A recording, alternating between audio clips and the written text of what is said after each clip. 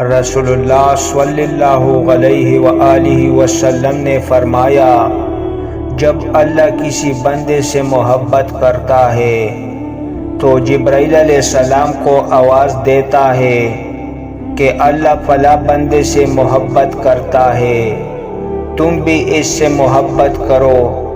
जिब्राइल अलैहिस्सलाम भी इससे मोहब्बत करने लगता है। फिर वो तमाम आसमान वालों में आवाज़ देती है कि अल्लाह फला बंदे से मोहब्बत करता है, तुम भी इससे मोहब्बत करो। फिर तमाम आसमान वाले इससे मोहब्बत करने लगता है। इसके बाद वो ज़मीन में भी अल्लाह के बंदों का मकबूल और महबूब बन जाता है। सही बुखारी 6040।